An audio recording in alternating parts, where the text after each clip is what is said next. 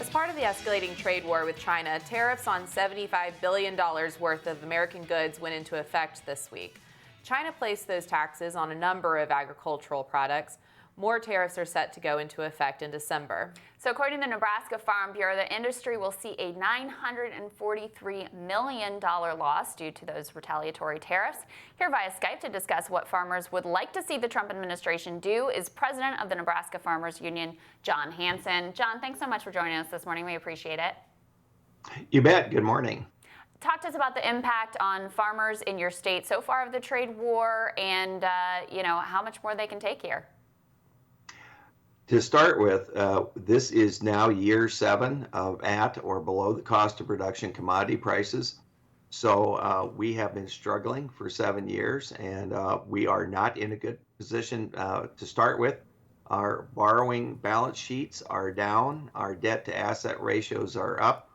We have the most total farm debt since 1981.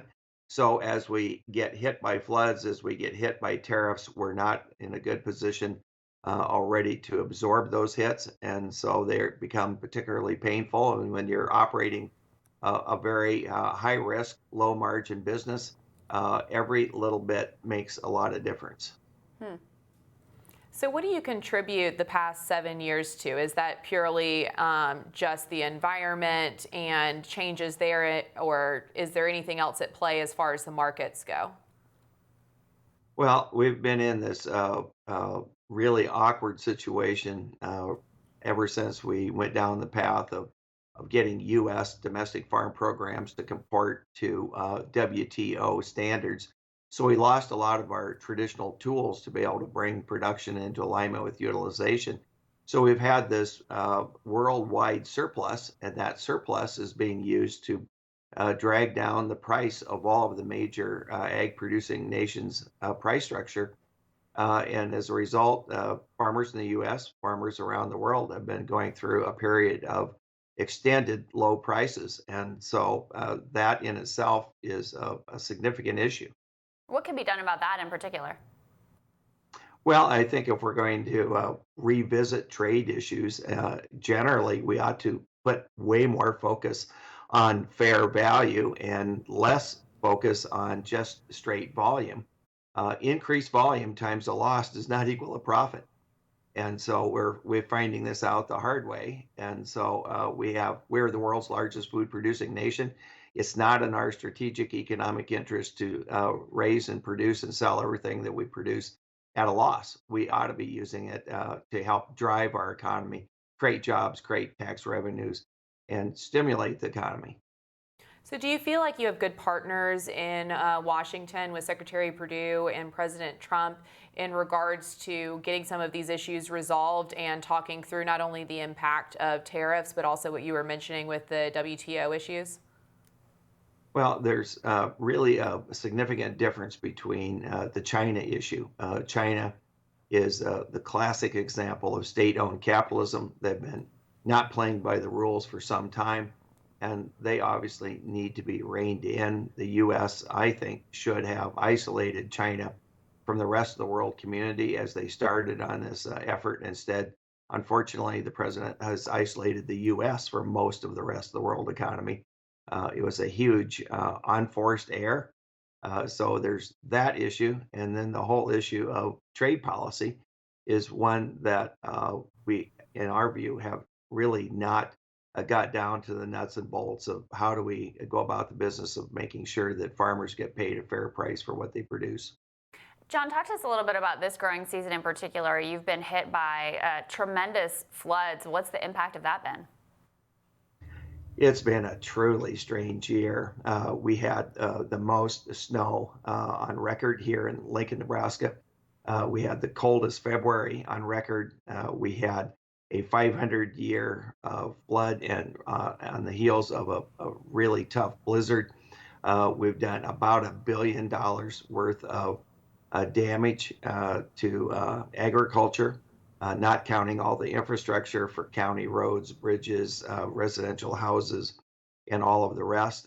So it's been an extremely tough year. And if you're already in a bit of a tough place financially, when you get floods of this magnitude, it makes everything worse, of course. Yeah, devastating. I mean, John, it's obviously very difficult to pin any particular weather event to the climate crisis, but we're seeing these 100, 500-year floods coming more and more frequently. We see the intensity of hurricanes up, we see droughts, we see wildfires. Are farmers connecting those extreme weather events that are impacting their livelihood to the climate crisis? Well, the very odd thing about all of this is that everyone understands that we have significantly changing weather patterns. Whether or not they connect changing weather patterns to changing climate patterns is a separate issue. Right. But of course, climate is weather over time, and we're seeing not only a 500-year flood, but we've seen in the last 7 years at least four or maybe more 100-year floods. So we're seeing more high-intensity rainfall events. We're seeing more gaps between rainfall events. We're seeing kind of all over the board temperature patterns. And there's just obviously anybody who watches the weather as much as an average farmer does. Pretty much everyone knows that things are not the way they used to be or the way you remember when you were a kid. Hmm. Interesting. And are they looking to Washington for any, solutions on dealing with that, or does that seem like too big a problem for Washington to try to tackle? Well, some organizations are much more aggressive in coming to terms with this issue than others. Farmers Union has been a leader in the climate issue. We want uh, there to be an appropriate response at the state level, at the federal level. We need more tools. We need better, different kinds of research. We need to rethink cropping patterns. We need to look at agriculture as an opportunity to help take a bunch of excess carbon that's in the air and sequester it into through the plant and into the roots, into the soil.